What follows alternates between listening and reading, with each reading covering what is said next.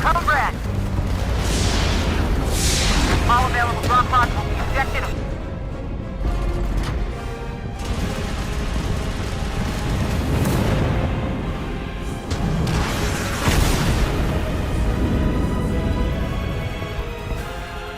There does look like more staff and Kotaku has been let go of.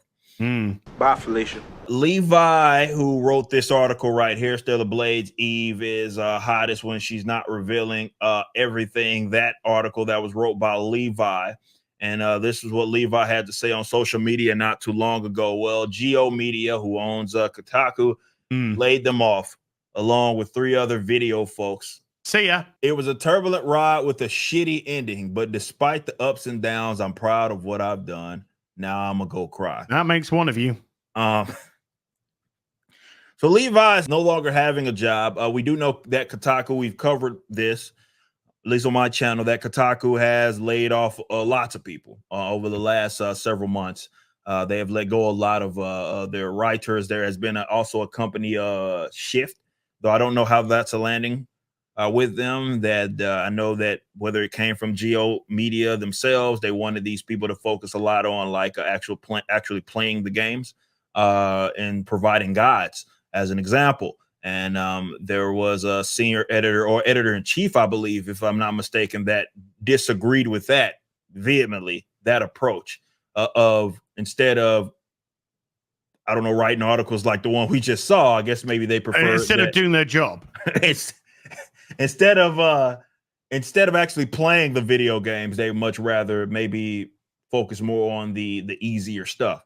Well, instead of doing their job and discussing gaming and actually playing the games, reviewing them, writing articles about them, they'd rather just shit all over the very people who should actually be reading their stuff, to the point that nobody gives a fuck about that. Eric, my biggest video on YouTube has about 1.5 million views. Okay. It's the only video that I have that's over 1 million views. I have one on like 999,000. Fuck you. It's the only one that I have over 1 million views, and Kotaku's actually partially responsible for that because I did a guide for World of Warcraft, and it gained a lot of traction, and they embedded it into an article about the revelation of the guide that I did. And that got even more eyes on it, and that got more traction because it got embedded, and then it got embedded in a lot of places. Kotaku did they call you and try to get you a job or gig or anything? No. It was just it was a thing at the time. Sorry, my point is, Kotaku were doing their fucking job. Yeah. Once upon a time. They were doing their job, and if it meant that this video that I did hit over 1 million views, then there was some definite traffic that was going through their site. We've seen from their YouTube account now, they can barely get 1,000 views on a video. There's no traffic going through there.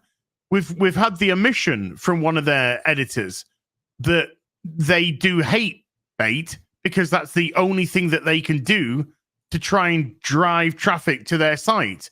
Mm-hmm. It's dead. It's dead. It's DOA. Yeah.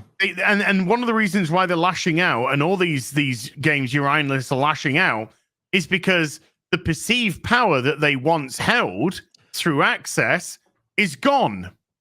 And that's what makes them mad. That's it. No, they cannot control the situation anymore. They don't have the power to control it. Their words, what their actions, what they do article-wise, does not sway, has no sway with anyone anymore. They're impotent. That's I mean, you hit it perfect. I think that's why, look, in any industry, doesn't matter. I mean, we're talking about games, journalism, but journalism, aka journalism, in general, is suffering all the same fate. This is industry-wide. It's not just journalism, again. But what you have right now, if you want to know why these people are lashing out the way that they are, is for an extended period of time, and they got too comfortable, but for an extended period of time, the not just the flow of information, but the general flow of production of anything went through them. So in this case, we're talking about more or less access media, right? It went through them. The chain of command, they were at least a part of it. It was a status quo that they very much had a seat at the table in regards to. Well, that has started to change with the growth of really folks like yourself and people that are really just in their bedrooms, to be honest, that are doing the jobs that they used to do. People have learned that they can get just as good of the information. They can get something that's as entertaining. They can get something that's as engaging. They feel like it's just a overall better approach because they seem to know these people a lot better. So you're watching the old guard have to deal and not just deal with it. They're watching it in real time. It's almost slow motion for them. Their industry fundamentally changed before their eyes. No, and they can't do jack shit about it. No, they fundamentally changed their industry. Well, that's them. That's also a part of it. They have actively pushed people the fuck away from themselves, okay, and their status quo. The Rippaverse is a primary example. I'm not at all unaware of the fact that comics in general, with people, again, pushing customers at the door, has a lot to do with why people even gave us a fucking shot in the first place. They were looking for an alternative. So that's very much a part of it. But the reason why they lash out is because, guys, when we get on the other side of whatever this looks like, the more decentralized form of how people consume any fucking product, it's just going to look a lot different. They might not have a seat at that table. Hell, there might not be a table. There's going to be multiple ones, and they might not find a way because they have been propped up by this industry for so long. They don't know what it looks like. All their education, formal education, doesn't fucking matter. Nobody cares. The credentials that they had, nobody gives a fuck about. So you're watching them lash out because it's almost a defense mechanism, right? Because they're starting to realize that, oh shit, we have to try to, though they're failing, protect this industry and the status quo, more or less, that existed. Because should that crumble, should that end tomorrow, where do they go? Who's hiring them? Like if I know someone, no one, because they're all going out of business. It looks like it looks like IGN are inflating their numbers, and we know that Kotaku's in the fucking shitter. That's gone. That's completely gone. You know, we got some fucking absolute, and I say this legitimately, no hyperbole and no satire. We literally have a mentally ill prostitute running around that is just chaotically trying to burn people to the ground. This isn't normal.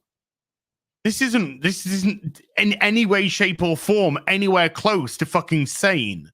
You're a video game fucking website. That's what you should be talking about. You should be producing articles that are beneficial to the customer.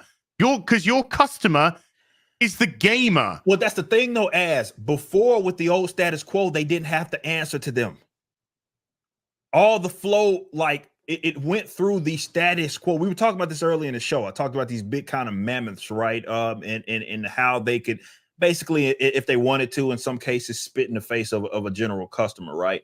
But when you have these like middle men and women and they thems that are part of this sort of process, they don't have much skin in the game. They got skin in the game and with the status quo, but they don't have really like true skin in the game and don't necessarily have to answer to the customer.